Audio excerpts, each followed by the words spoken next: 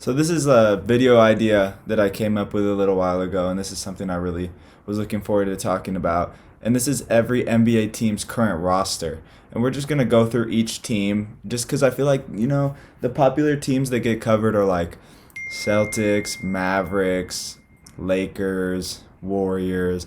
But some news media outlets don't really do a good job at covering like every single team. So I want to just start off with the Celtics. Obviously, Celtics just won a championship. The admin of this account on TikTok is a big Celtics fan, so get that out of the way before you follow. But yeah, so this is a big thing for me. I mean, obviously, all the players that we have are returning from the same roster that we had last year, with the addition of Shireman from Creighton, and then Anton Watson from Gonzaga.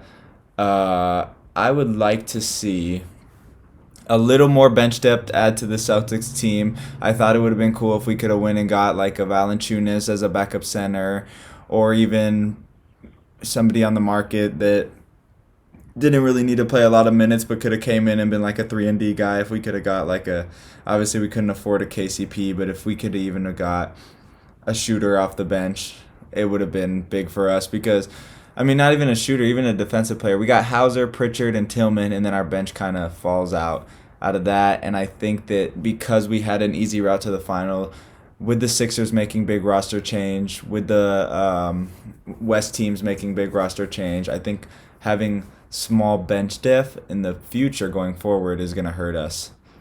Um, then let's just go ahead and stay in the Atlantic Division. Let's talk about the Brooklyn Nets. So obviously the Brooklyn Nets are in a full rebuild. A few things that stand out to me on this roster is Cam Johnson's big contract, Young's big contract, and obviously Ben Simmons' ginormous contract, 37 million, which is ridiculous for the player that you're getting. But they got rid of Mikal Bridges, and they still have a few guys that are notable under contract. But this young core is kind of cool. I like Keon Johnson's game. Finney Smith was great in Dallas, and as well as Claxton. I think they just try to build Claxton's stock up as high as it can possibly go, and then once it reached that pinnacle, then they just are like, okay, we can trade him out for like a first round or two first rounds or anything like that.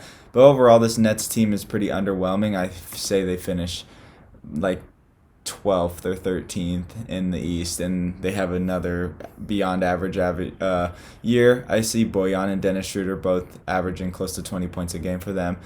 Now let's talk about, I didn't mean to click that. Let's talk about the New York Knicks. So this team is extremely exciting to me. Obviously, you exceeded expectations last year being a 2 seed. You make it to the semifinals in the East, and you're one game away from making it from the conference finals. If you don't get injured, if everything doesn't go wrong for you, you probably go to the conference finals and you play a Celtics team that you probably have a good chance at beating. Obviously, the big thing here is that they added Mikal Bridges. So if I'm the Knicks, I'm going Brunson at the 1, probably DiVincenzo at the 2. Then I'm going Mikal, Randall, and Mitchell Robinson, or Mikal, OG Anunoby, and Mitchell Robinson, or going small and putting Randall at the 5. My biggest thing is that I feel like they traded the wrong guy. Obviously, they couldn't pay a guy like Hardenstein when we saw the amount of money that OKC gave him, but Randall just, I don't know if he fits this team on that big of a contract. So I would have tried to keep Hardenstein and get rid of Randall and go get another big piece. Am I tweaking by saying that? That's just my opinion on it. You don't need a guy like Randall when you have a guy like Mikal, you have a guy like OG. So that's my big opinion on it. I look to see this team finish second or third, especially with the addition of another Villanova boy. These guys are going to want to play for each other and want to play together. So the Knicks are definitely one of the teams to beat in the East. Now let's go over to Philly. This is definitely another team I want to talk about as well. So we have Rocco, obviously, was an addition to this team. Caleb Martin was an addition to this team, and then they went out and got like a few pieces here and there. But KJ Martin too. The big signing obviously was the Paul George signing. So if you really look at this team, their bench is decent. Like they have Cameron Payne, KJ Martin, and Kyle Lowry can all come off the bench. I think they probably go Maxi, Oubre, Paul George, Embiid, and Drummond. And then if they want to play small ball, not small ball because Embiid's used to playing the five. So yeah, they have a lot of options with this roster. Um, I'm gonna come out and say it, and it may be unpopular to say, or it may be popular to say. You have a guy who is known for choking in the playoffs in Embiid and getting hurt, and you have another guy who's known for choking in the playoffs in Paul George.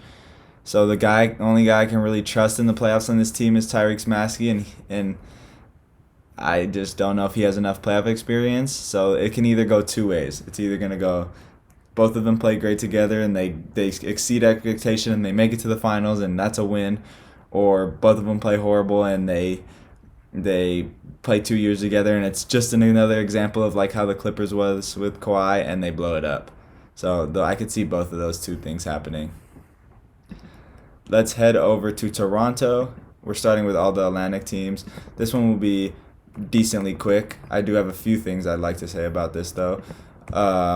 You pay Manuel Quickly a large sum of money, and then you pay Jakob Poeltl as well. You get Kelly Olynyk, and that's really all it is. Davion was a big pickup from the Kings, and then I hope Grady Dick can have a breakout season this year. So, I mean, they're going to still float around a play-in team. Nothing super crazy with this squad.